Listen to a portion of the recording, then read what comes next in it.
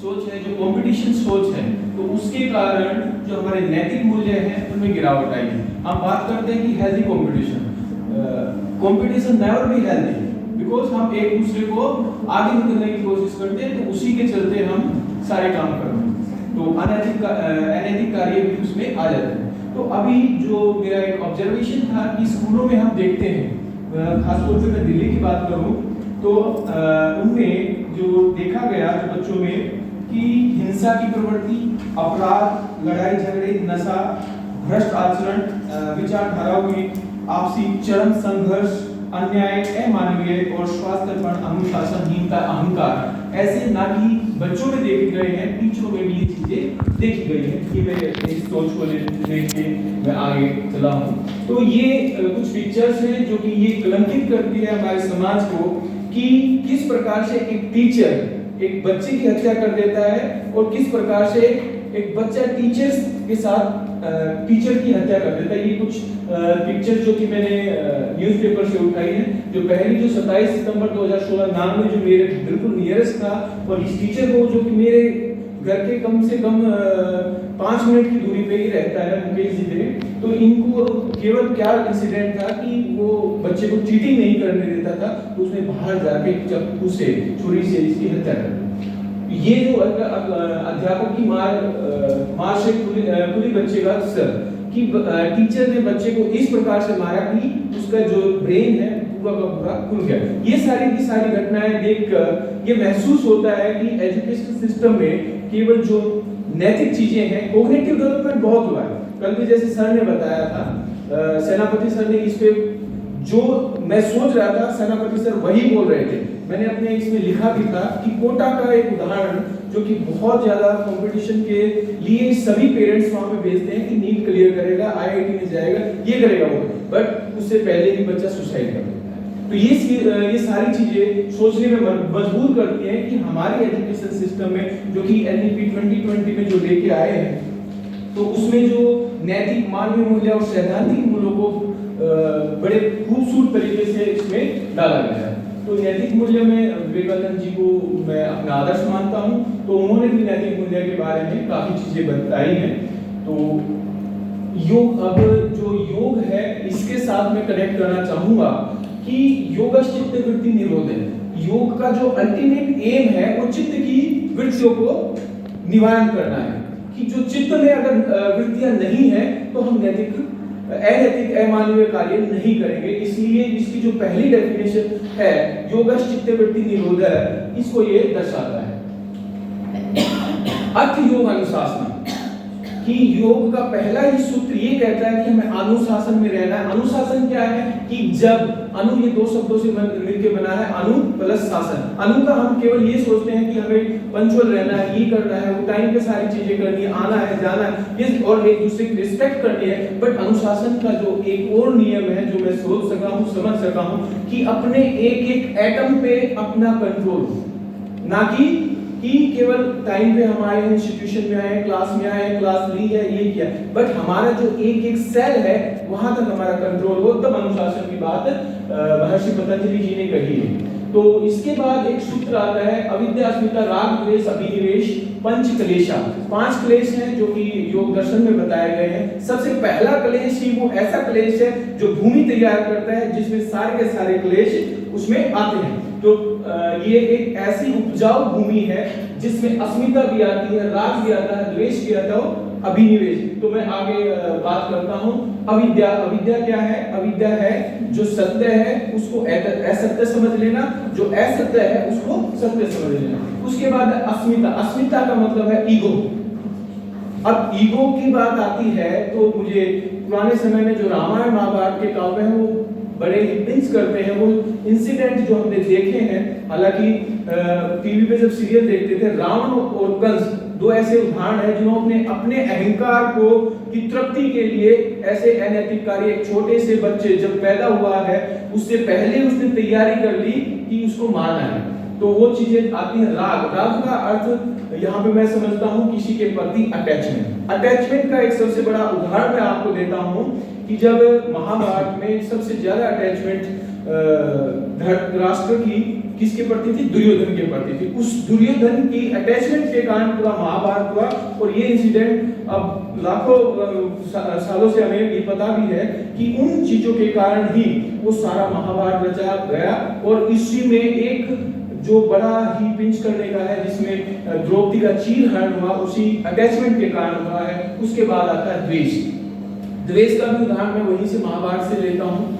तो उसमें शिशुपाल को केवल जो द्वेष था कृष्ण के साथ था, और कृष्ण को 100 गलतियां करने तक फिर भी माफ करने के लिए बोल दिया था, ठीक है 100 गलतियां करेगा नहीं करो, 101 फिर भी नहीं माना, उसने किया और उसका सर्वनाश हुआ।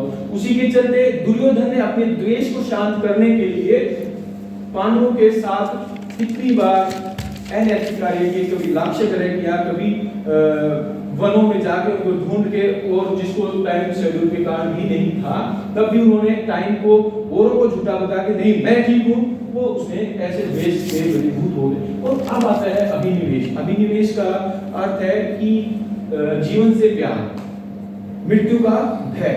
मृत्यु के भय के कारण ही कंस ने वो सारी चीजें रची। इनके स्कूलों में भी काफी उदाहरण आते हैं कि ईगो के कारण एक टीचर एक बच्चे के साथ अच्छा व्यवहार नहीं करता कि इसने मेरे को ऐसा बोल दिया तो मैं ऐसा बिल्कुल नहीं। तो ये चीजें सारी की सारी स्कूलों में भी आज देखने को भी मिलती हैं। इसके बाद आता है मैत्री, करुणा, मुदिता, उपेक्षा नाम सुख दुख पुण्य पापाय विषा नाम भावना के चित्त प्रसाद। अपने चित्त को सही करने के लिए, अब ठीक है वो क्लेश तो हो चुके हैं, वो हमारे में है, तो उनको कैसे ठीक किया जाए। इसी मित्रता किसके साथ करनी चाहिए? सुखी व्यक्ति सुखी सुख बांटता है और दुखी व्यक्ति दुख बांटता है। करुणा किसके प्रति? कि जो दुखी व्यक्ति है उसके प्रति हमें करुणा रखनी है।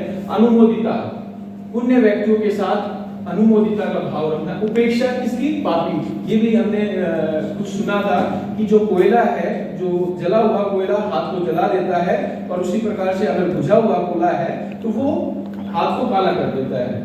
तो ये चित्त प्रसादन करने के साधन है। इसके बाद मैं आता हूँ अष्टांग योग का। अष्टांग योग में बड़ी खूबसूरती से इन चीजों को दिया गया है, जो कि मैं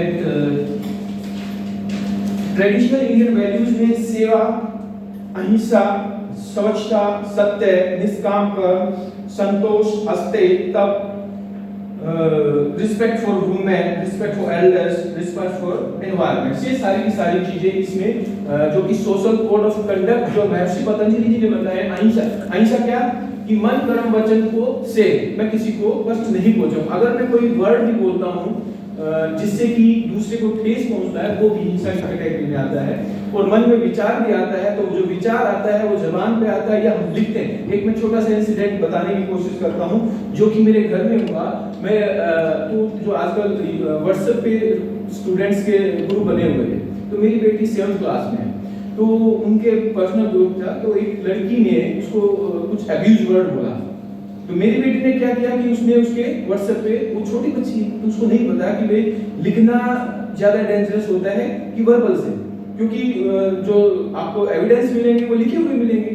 तो उसने, मैंने बोला कि क्या है, बट इसके परे कि दूसरी बात मैंने उसको बताई कि बेटा यानी कि विचार तो आपके भी थे, जिसने बोला है उसके भी विचार थे, जो आपने लिखा है उसके भी विचार। तो विचारों के माध्यम से भी हम दूसरे पे कष्ट पहुंचाते। सत्य की बात करें कि मन कर्म और वचन, या जो हमने हमारी जो इंद्रियों ने महसूस किया है वो हम बता देते हैं, वो सत्य है। सर ने थोड़ा समय मुझे कम दिया है, तो ये टॉपिक मेरा बड़ा एक हार्डली मैं इसको करता हूँ, तो मैं थोड़ा जल्दी नहीं करता। अस्ते का मतलब है मन वचन कर्म से किसी दूसरे की वस्तु को अपना न बना लेना, वो है। अभी मान लीजिए मेरे मन में विचार आया कि किसी के पास iPhone 17 है, ये मेरा हो जाए, तो ये भी चोरी की कैटेगरी में आता है। ब्रह्मचर्य का अर्थ है कि अपनी इंद्रियों पे कंट्रोल करना, और अपरिग्रह का अर्थ है कि जो भौतिक वस्तुएं जो हमारे पास है उनको संचय करते हैं। तो इसका उदाहरण मैं आगे, जो मैंने इसके लिए एक असेसमेंट के रूप में ये चीज बनाई है कि मन वचन कर्म। अब प्रथम दिन बच्चा क्या करे, स्वाध्याय के तौर पे एक एक्टिविटी बुक बनवाई थी, तो उसका एक एक्टिविटी है प्रथम दिन, यानी कि वो ये एनालिसिस करे कि मेरे मन में विचार कितने आए, वचन से मैंने कितना किया, और कर्म से मैंने कितने लोगों को कष्ट पहुंचाया है, कितने असत्य बोले हैं, वो चीजें कुल मिला के इसका टोटल होता है 9। तो फिर वो दूसरे दिन देखता है, तो इस तरीके से वो अपनी गलतियों को मिनिमाइज करता हुआ आ सकता है। इसलिए ये मैंने एक्टिविटी बनाने की कोशिश की। अब जो मैंने बात की थी कि ऐप रीडर के लिए मैंने एक ऐसी ही एक एक्टिविटी बनाई। तो क्या होता है कि जब हम साल भर में सारी ऋतुएं आ जाती हैं, सीजन आ जाते हैं, फेस्टिवल आ जाते हैं, सब कुछ आ जाता है, अगर वो साल भर में वो चीज हमने यूज नहीं की है, इट्स मींस वो हमारे यूज की नहीं है। तो अब क्या करते हैं कि एक बच्चे के लिए एक्टिविटी थी। अब एक बच्चे के पास 5 पेन है, टोटल पेन 5 है, तो उसमें प्रयोग कितने करता है? 3, और 2 है उसके अनुप्रयोग के हैं। तो वो क्या है? आप परिग्रह उसका संग्रह कर रहा है। तो हमें उनको ये चीज भी बतानी चाहिए, और इससे ना ये भी होता है कि उसकी डिमांड भी बढ़ जाती है। एक के पास 5 है, एक के पास 1 भी नहीं है, तो वो स्टोर करेंगे। अभी जो टमाटर का जो उदाहरण है, वो स्टोरेज ज्यादा हुई तो उसके प्राइस हाई हो गए। तो मैं मानता हूँ कि इसके कारण भी ये हो सकता है। फिर इसके बाद आता है पर्सनल कोड ऑफ कंडक्ट, जो कि हमारी एनईपी का मैंडेट है। शोध संतोष तब स्वाध्याय ईश्वर परिणाम। शोध का अर्थ आता है कि स्वच्छता। किस चीज की स्वच्छता? स्वच्छता की बात करते हैं हम केवल बाह्य पर्सनल हाइजीन की बात करते हैं, मगर पतंजलि जी ने यहाँ पे केवल पर्सनल हाइजीन की बात ना करते हुए मन की हाइजीन की बात करनी। तो संतोष का अर्थ है सब्र करना। जो हमारे पास है परमात्मा दिया है, उस पर सब्र करें, तब जो कि हमारा हार्ड वर्क की बात करते हैं, तो उसमें आ जाएगा। स्वाध्याय का जो मैंने एक्टिविटी बनाई है, वो स्वाध्याय को लेके, स्वाध्याय का मतलब हम समझते हैं कि स्वाध्याय करना, बट अगर इसको इंग्लिश में करते हैं सेल्फ स्टडी हम खुद पढ़ रहे हैं, मगर यहाँ स्टडी ऑफ सेल्फ, यहाँ पे खुद का अध्ययन करने की जरूरत है। ईश्वर परिधान यानी कि जो प्रकृति है, परमात्मा है, जो जिसको भी समझते हैं, उसके प्रति सरेंडर करना। अब आते हैं वितर्क वाले प्रतिपक्ष भावना। ये सबसे इंपॉर्टेंट चीज है कि एक व्यक्ति 9 देखता है, एक व्यक्ति 6 देखता है। गलती इसकी भी नहीं है, गलती इसकी भी नहीं है, मगर अगर मैं इसकी जगह जाके खड़ा हो जाता हूँ, ये मेरी जगह जाके खड़ा हो जाता है, वो सॉल्व हो जाएगी।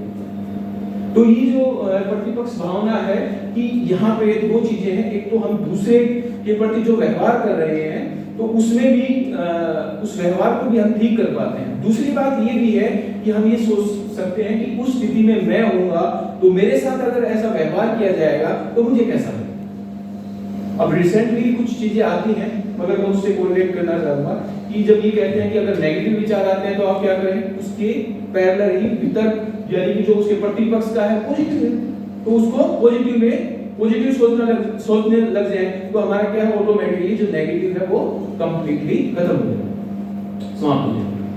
तो इसका कंक्लूजन मैंने जो निकाला है, सोचा है, योग और नैतिक मूल्यों के बीच संबंध यह है कि योग व्यक्ति को उनके आत्मिक स्वरूप से जोड़ता है और नैतिक मूल्यों की प्रक्रिया में सुधार करता है, जिससे एक संतुलित और योग्य व्यक्ति बनने में मदद करता है। और ये मेरे एक स्टूडेंट ने बनाया था, योग रहित नैतिकता है अधूरी, समाज में है दोनों जरूरी। तो मेरा सबमिशन यही है कि योग और नैतिकता जो है योग के बिना बहुत अधूरी है, क्योंकि ये योग जो हमारे ऋषि मुनियों के अनुसंधान का प्रतिफल है, जो हमें आज के स्वरूप में मिला है। तो मैं सभी का धन्यवाद करते हुए मैं अपने शब्दों को यही विराम देता हूं। धन्यवाद। Thank you very much. Anyone except madam? Okay madam.